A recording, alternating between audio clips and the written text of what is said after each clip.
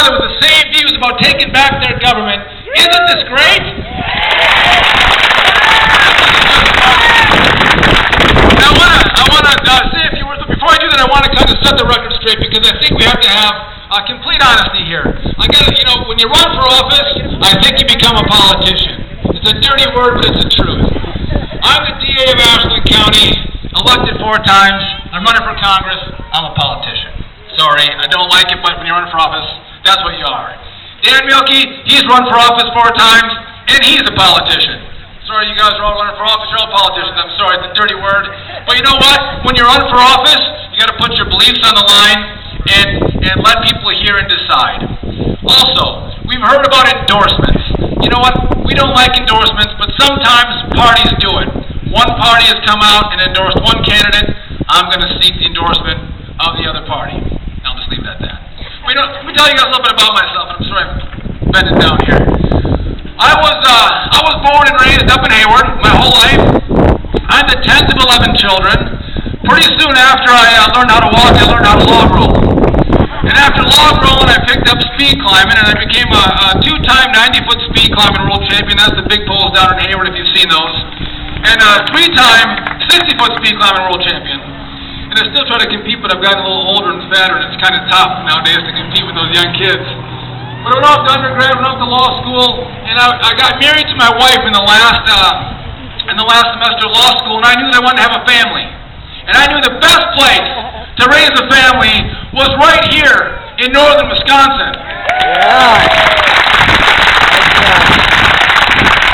So we moved back to Hayward. I was there for a year, then I moved up to Ashland where I became the DA. I've been elected 4 times. I had the privilege of working with our Attorney General, J.B. Van Hollen, and Supreme Court Justice Mike Gableman.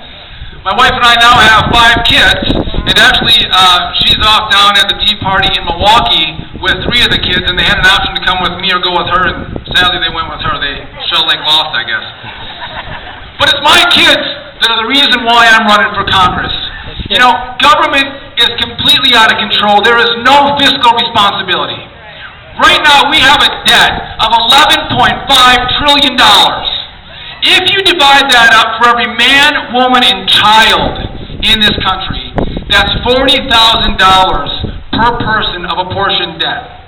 Now my family, I've got 5 kids, and my wife and myself, 7 of us, our portion percentage of the national debt would be $280,000. This is substantial. And if you listen to Obama and Democrats in Congress, we've learned that that's going to double in the next 10 years. This is unsustainable. It's unacceptable, and we got to stop it.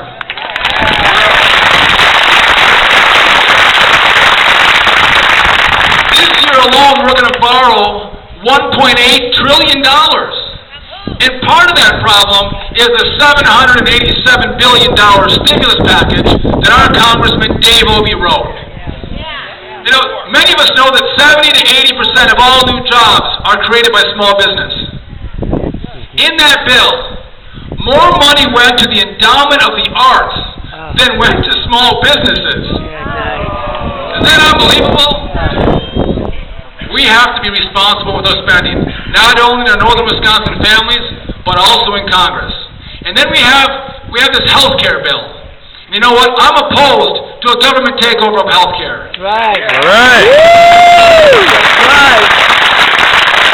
I'm opposed to government bureaucrats sitting at the table with patients and doctors. There are common sense reforms that can reduce cost and increase access without minimizing the care of our senior citizens who've actually paid for that care for a lifetime. It's unacceptable.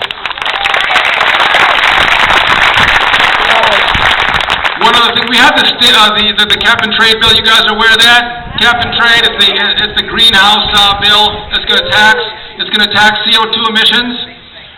Well, it just came out that Obama says it's going to tax families $1,700 a year. But that estimate is much higher. It's going to be about $3,000 a year in an energy tax. And that's on average. But in northern Wisconsin, I don't know about you guys, but it gets pretty cold up here. I think it's going to be much higher for us. They're going to tax Wisconsin families at a time when we can't afford it. 75% of our electricity comes from coal-burning plants. We can't afford the tax. Our businesses can't afford this tax. They're going to close their doors forever, or they're going to close their doors and go to China and India and produce those products and ship them back to the United States. It's a tax on families, and it's a job killer. Dave Obey voted for it. It hasn't passed the Senate. We have to stop it.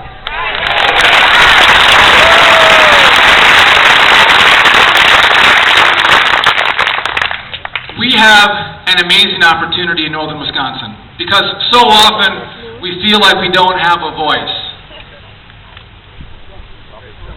But we have elected the biggest spender, one of the biggest liberals, one of the biggest big government politicians to Washington that's out there right now.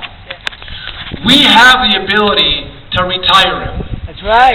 If we vote Dave Obey out of office, just think the message that we send to Washington politicians about what we think about irresponsible government spending. It'll be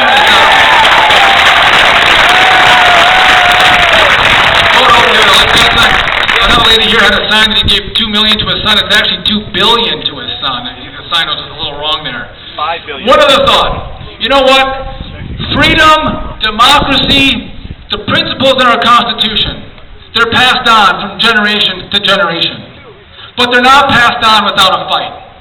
Those principles are under siege right now by Democrats in Washington. We have to stand up, fight for those rights, make sure we pass it on to the next generation. Thank you all very much. God bless you all. God bless America.